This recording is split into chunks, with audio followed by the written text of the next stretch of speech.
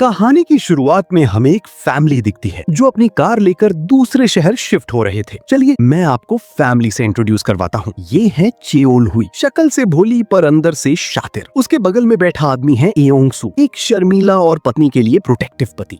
और ये है उनकी चिड़चिड़ी बेटी जियू। उसके बाजू में है उसके केयरिंग दादाजी। फैमिली में सबसे ज्यादा लगाव इन दोनों दादा बेटी के बीच में ही है। और ये है जियू का जुड़वा भाई जीहुन, हैंडसम और शांत। वे सब जा ही रहे थे कि तभी जियू के पापा उसे नए स्कूल में किसी से भी उलझने से मना करते हैं, क्योंकि जियू का स्वभाव चिड़चिड़ा और गुस्सैल है। लेकिन कोई भी एयोंगसो की बात पर ध्यान नहीं देता। उनके पास एक छोटा सा कुत्ता भी था। माहौल शांत हुआ ही था कि जीहुन अपनी माँ से फोन दिलाने को बोलता है। लेकिन चेओल हुई जैसे ही अपने बेटे को जवाब देने पीछे मुड़ती है कि तभी उनकी गाड़ी के आगे अचानक से एक और गाड़ी आ जाती है और वे टकरा जाते हैं। अब सुबह हो चुकी थी। सभी लोग नए घर में अपना अपना काम कर रहे थे। जियू के दादाजी उसे अपने बचाव के लिए एक गोटे से बना खिलौने जैसा कुछ देते हैं। जीहुन स्कूल के लिए निकलने ही वाला था कि तभी उसकी माँ उसे रोक लेती है और उसे लैपटॉप दिलाने को बोलती है, लेकिन बदले में उसे जियू पर नजर रखने को बोलती है। इस फैमिली में जियू और चेहुल ही, इन दोनों माँ बेटी के बीच कम ही बातचीत हुआ करती थी। एयोंगसू एक एनिमल क्लिनिक चलाता था। जीहुन पहले ही दिन स्कूल में एक लड़के को काट लेता है। उसके मुंह पर लगे खून से आप अंदाजा लगा सकते हो कि वो कितना खूंखार होगा। बस शक्ल ही मासूम जैसी है। अभी तो इस फैमिली के सभी सदस्यों के राज खुलने बाकी हैं। आगे आगे देखो होता है क्या। अभी चर्च का पादरी अपना कुत्ता लेकर उनकी क्लिनिक पर आता है और उसे ठीक करने को बोलकर वहाँ से चला जाता है। फिर दादाजी घर के बाहर जाने ही वाले थे कि तभी एयोंगसू उन्हें रोककर काले पर्दे वाली पिंजरी को ठिकाने लगाने को बोलता है।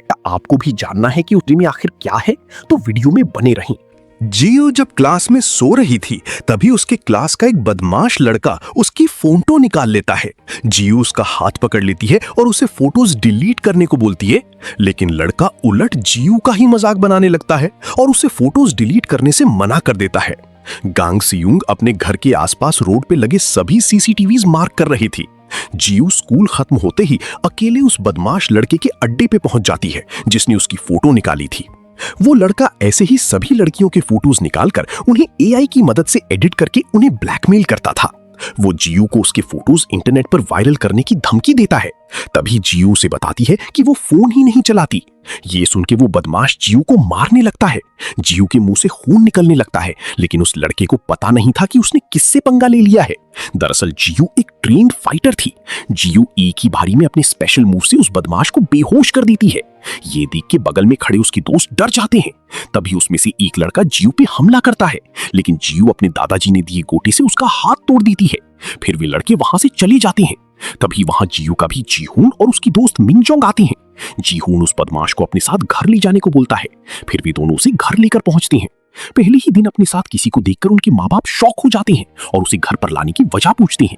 तभी जीहुन अपनी माँ को उस लड़की की सारी करतूत दिखाता है। सभी लोग सोच ही रहे थे कि उस लड़के का क्या करें, तभी उनका कुत्ता पिंजरे का पर्दा हटा देता है।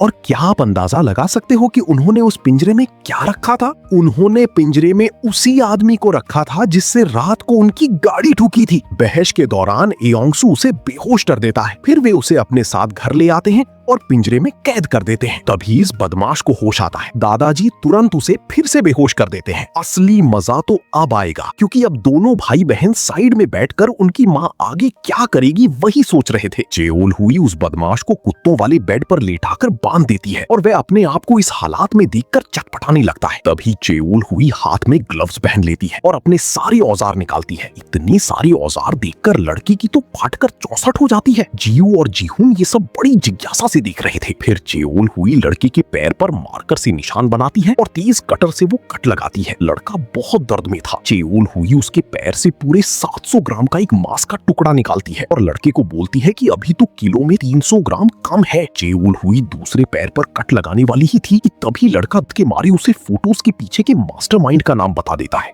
वो लड़का उनकी स्कूल का प्रेसिडेंट था। अगले दिन सुबह चेओल हुई खुद उस लड़के को व्हीलचेयर पर लेकर उसके बाप के पास पहुंचती है। उस लड़के का बाप एक गुंडा ही था। लड़का अपने बाप को उसके पैर पर लगे घाव दिखाने के लिए जैसे ही पैंट खोलता है कि तभी वहां कुछ नहीं था। यही है कहानी का असली ट्विस्ट। आपको भी लगा होगा कि उसने रात को ऑपरेशन तो किया था, फिर उसके पैर पर एक भी निशान क्यों नहीं है? दरअसल चेओल हुई के पास किसी के भी दिमाग से खिलवाड़ करने की स्पेशल स्किल है। उसने असल में कोई ऑपरेशन नहीं किया था। उसने सिर्फ लड़के को वैसे एहसास दिलवाया था जिससे लड़का काफी डरा हुआ था। सोचो वो औरत कितनी शातिर होगी जिसने उस लड़के की ये हालत कर दी। फिर भी उसके बाप को उसका जरा सा भी अंदाजा नहीं था। अगले दिन सुबह जब चेओल हुई पादरी के कुत्ते को देख रही थी तब उसे इसके गले में कुछ अजीब सा दिखता है। वो एक छोटा सा माइक था। उसे पता चल जाता है कि कोई उन्हें चुपके से सुन रहा है। तभी वहाँ पादरी और एक औरत आते हैं। पादरी के साथ आई औरत को वहाँ पड़ा पर्दे वाला पिंजरा देखने की बहुत चूल मची थी। एक बार तो एयोंगसू उसे पिंजरा देखने से रोक लेता है, लेकिन आपको तो पता ही है कि कीड़े सिर्फ फल में नहीं लगे होते, वो कहीं और भी लगे हो सकते हैं। और वो औरत मना करने पर भी पर्दा हटा देती है। पहले तो एयोंगसू और चेओल हुई दोनों की फटके हटा गई थी,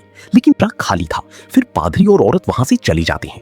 उन दोनों की याद एयोंगसू और चेओल हुई सोचते हैं कि पिंजरे वाला आदमी कहाँ गया होगा। फिर शाम का वक्त हो जाता है। पूरी फैमिली साथ बैठी थी। तभी एयोंगसू और चेओल हुई अपने बच्चों से उस आदमी के गायब होने की वजह पूछते हैं, लेकिन उन्हें उस बारे में कुछ भी नहीं मालूम था। लेकिन तभी वो दादाजी आते हैं और बोलते हैं कि उन्होंने उसे भगाया। असली मजा तो अब आएगा, क्योंकि अब पूरा परिवार अपनी असलियत बताने जा रहा था। फिर सभी अपने अपने शरीर पर लगे निशान दिखाते हैं और उनका कारण बताते हैं। चेओल हुई बताती है कि वे जब 6 साल की थी तब से स्पेशल ट्रेनिंग में शामिल थी और उसी जगह एयोंगसू और उसके पिता गैंग सेओंग भी ट्रेनिंग ले रहे थे। उसी दौरान चेओल हुई और एयोंगसू की मुलाकात हुई थी और दोनों को पहली नजर से ही प्यार हो गया था। वे सभी लोग बात कर ही रहे थे कि तभी टेलीफोन बजता है। एयोंगसू फोन उठाता है। तभी सामने से उनके घर से भागे पिंजरे वाला आदमी बोलता है और उन्हें उनके गराज में पड़ी गाड़ी की डिक्की खोल के देखने को बोलता है। और जैसे ही एयोंगसू गाड़ी की डिक्की खोलते हैं कि सामने एक लड़की की लाश पड़ी थी। दरअसल वो पिंजरे वाला आदमी एक सीरियल किलर था जिसने एयोंगसू और उसके परिवार को फंसाने के लिए ये सब किया था। फिर एयोंगसू सभी को लाश के बारे में बात देता है। फिर सभी लाश और गाड़ी दोनों को ठिकाने लगाने के लिए काम पर लग जाते हैं। वे एक भी सबूत ना रहे उसके लिए पूरी गाड़ी को केमिकल से साफ करते हैं। फिर पूरी फैमिली दादाजी ने लाई कार्टून वाले कपड़े पहन लेती है। वे सब किसी जोकर से कम नहीं लग रहे थे। फिर वे सब गाड़ी को धक्का मार के घर से बाहर निकालते हैं और पूरी फैमिली मिलकर लड़की को आखिरी बार उसकी आत्मा की शांति के लिए प्रार्थना करते हैं। फिर वे उस गाड़ी को पुलिस स्टेशन के बाहर छोड़ आते हैं। आगे क्या होगा जानने के लिए कमेंट पार्ट 2 लिखना ना भूलें